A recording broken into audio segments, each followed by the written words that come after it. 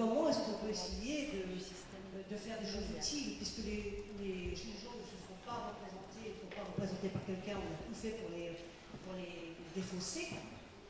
Je veux dire, nous, chacun dans notre bulle, nous sommes beaucoup, qu'est-ce qu'on peut faire? Il faut qu'on fasse quelque chose. Comment on peut s'organiser au niveau de la France? Puisque la France, puisque déjà les gens souvent aussi ne sont pas d'accord, il faut peut-être un peu plus d'accord. On nous compare aussi tout le temps à l'Europe, on compare à l'Allemagne, mais l'Allemagne, elle n'entretient pas qui n'entretient pas, je veux dire, les gens qui sont élus ne sont pas rémunérés de cette façon-là, ont beaucoup moins d'avantages, de privilèges, et les gens qui ont des privilèges au-dessus de nous ne sont pas prêts du tout à en lâcher un bout. Et j'ai l'impression que dans le pays, ils ne veulent même plus entendre parler du petit peuple. On n'a même plus l'habitude, on a l'impression qu'ils ne veulent même pas de notre travail, ils n'en ont pas besoin. Puisque quand on gagne de l'argent en faisant de la spéculation, il n'y a même pas besoin de réinvestir dans la recherche, on n'en a rien à foutre. Parce qu'en plus, ces gens-là n'ont pas de pays. Alors là, c'est grave, c'est très très grave ces choses-là. Parce que c'est venu vite en 40 ans, on s'est fait complètement informer. Et là, depuis les derniers mandats de président, avec cette espèce de libéralisme qui n'en est pas, moi j'appelle ça c'est du vol, puis du racket. Et j'ai l'impression que nos politiques le sont là parce qu'ils sont commandés par d'autres, mais ils n'ont pas la volonté pour nous ni pour leur pays, du tout, du tout. C'est beaucoup plus grave que ça. Mais effectivement, il y a le poids du peuple. On peut faire quelque chose. Comment s'organiser? Parce que tout ça, l'histoire le pouvoir d'achat, c'est élémentaire, parce que les enfants, il faut les nourrir, les familles, il faut les nourrir, c'est crucial. Mais derrière ça, l'histoire est grave, très très grave, et ça va aller vite. Ça va très très vite. Et j'ai l'impression qu'on est aussi une bande incapable de tout. Il va falloir faire des choses concrètes. Il faut s'organiser, il faut donner, à mon avis, un pouvoir à des gens qui sont assez compétents pour nous représenter, mais que ça soit quelque chose de juste, pour ne pas encore dans un autre système qui soit aussi travaillable. Enfin, je ne sais pas comment dire.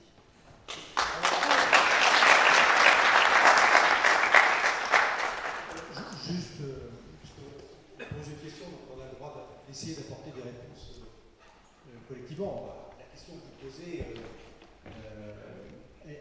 la réponse est quand même complexe, parce que si quelqu'un l'avait, je pense qu'on ne serait pas là ce soir. Oui, bien sûr. Et bien sûr, les élections.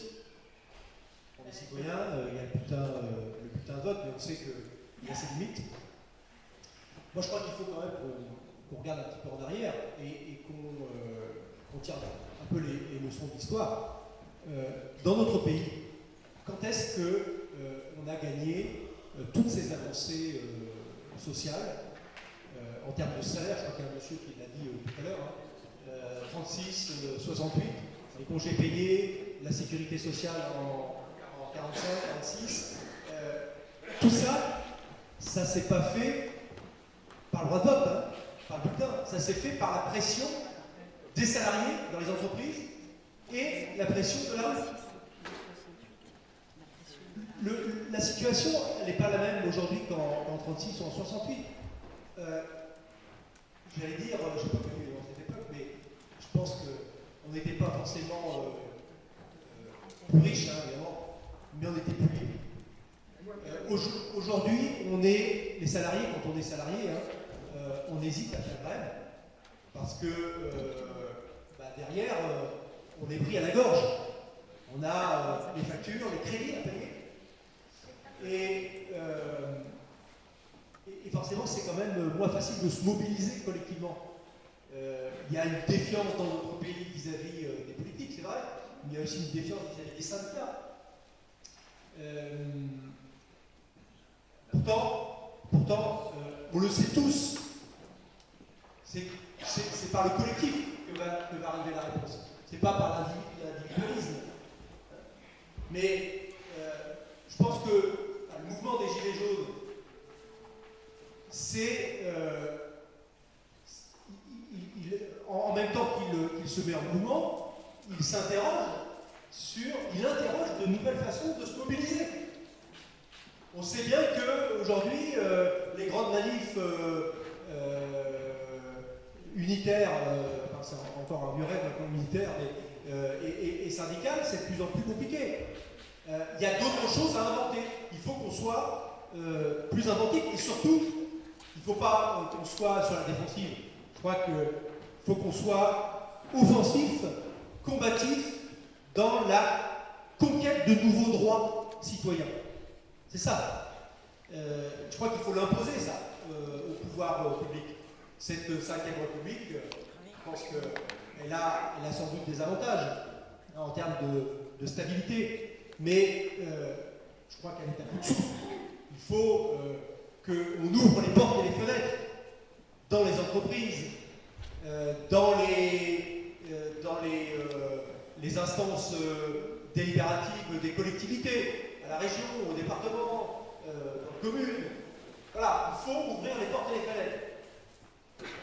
Je crois que chacun doit s'emparer de ces questions. C'est ce qu'on est en train de faire ce soir, hein, soit dit en passant. Mais bien sûr qu'on n'a pas la réponse toute faite. Elle est à construire, mais elle est à construire dans le collectif.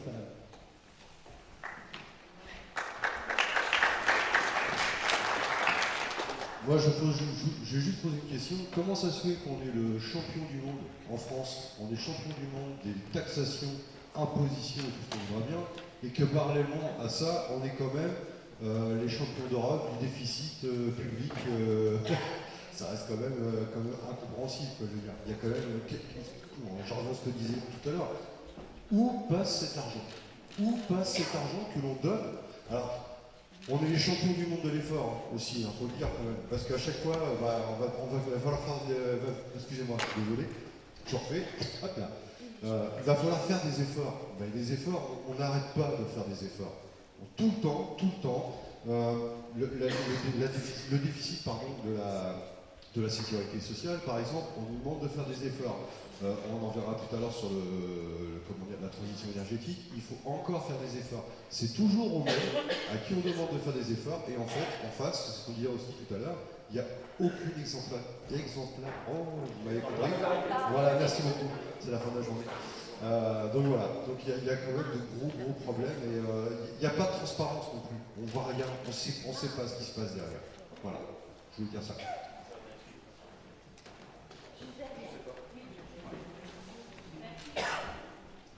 Oui, deux choses. Permettez-moi quand même d'ajouter un mot concernant les syndicats. D'une part, je vais commencer par autre chose. Nous étions tous interrogés sur quoi faire, comment faire. Alors, je ne dirais pas, et je ne parle pas au nom des Gilets jaunes au niveau national, mais d'après tout ce que j'entends et de ce que je lis, ne vous inquiétez pas, les Gilets jaunes, la grande chance du pouvoir actuel, c'est que les Gilets jaunes, ils ont démarré spontanément. Ils étaient, je ne dirais pas désorganisés, mais ils n'avaient aucune organisation, et vous voyez quand même où c'est arrivé. Alors, on entend tous les jours, notamment François Boulot l'a dit il y a 8 ou 10 jours, il va y avoir effectivement, quoique, théoriquement, il devait y avoir une petite pause, et puis la pause, elle n'a toujours pas lieu. Mais les Gilets jaunes, ils vont obligatoirement se ressaisir, parce qu'il n'y a pas que les Gilets jaunes qui sont mécontents. Hein, tout ce qu'on a énuméré, toutes les difficultés que des millions de gens connaissent tous les jours, à cause du revenu, à cause du manque de revenus, de toute façon, la coupe elle va déborder, la cocotte minute, la soupape elle va péter de toute façon. Si rien n'est fait, alors, je ne dirais pas que j'ai confiance dans un mouvement spontané, mais tôt ou tard, si ça ne descend pas, si ça ne vient pas, on va se fâcher de toute façon à un autre niveau.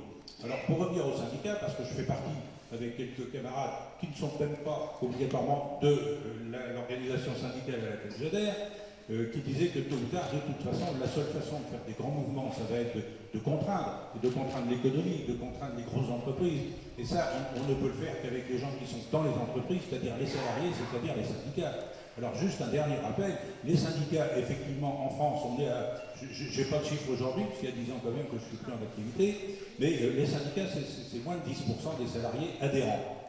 Seulement, n'oublions pas une chose. Premièrement, pourquoi ils ne sont pas adhérents? Pour deux raisons. La première, c'est contrairement à certains pays, d'une part, ce n'est pas obligatoire en France, et deuxièmement, on ne demande pas l'adhésion aux syndicats pour avoir des tas d'avantages sociaux notamment, hein, comme par exemple les comités d'entreprise, c'est beaucoup. Et d'autre part, ce n'est pas obligatoire. Pourquoi? Parce que de toute façon, quand il y a des choses à négocier, que ce soit au niveau de l'entreprise, que ce soit au niveau de la branche ou que ce soit au niveau national, eh ben c'est les syndicats qui font le boulot. Et ce que je dis depuis 2 ou 3 semaines à chaque fois qu'on interpelle ou qu'on apostrophe les syndicats, et bien ce que les syndicats obtiennent, même si ce n'est pas toujours satisfaisant, toujours complètement, ça profite à 100% des salariés du pays. 100%. Merci.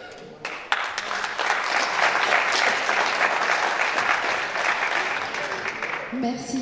Peut-être là, on est en train de glisser doucement, mais sûrement vers le sujet de l'organisation de l'État et des services publics, si on en est d'accord. Ce que je vous propose, c'est ceux qui ont encore quelque chose à dire plus particulièrement, je vais faire attention à l'arsène, sur le sujet de la fiscalité et des dépenses publiques, je vous propose de le faire tout de suite, et sinon à ce moment-là, on bascule complètement sur le sujet de l'organisation de l'État et de ses services publics, tout en sachant qu'on en a déjà dit quelques éléments d'information. Excusez-moi, moi je veux revenir sur la fraude fiscale. Parce que nous, les pauvres, les petits, comme on dit, si on fait une faute, on oublie une virgule, voilà, une virgule, on va peut-être nous jeter en prison. Or qu'il y a des grands qui volent l'État, qui volent les citoyens par millions, ils vont même pas en prison. Et ça, comment ça se fait? Il y a une justice à deux vitesses. La justice des pauvres et la justice des riches. Mais eux, c'est vrai qu'ils ont la prison dorée, télévision, téléphone fixe. Voilà.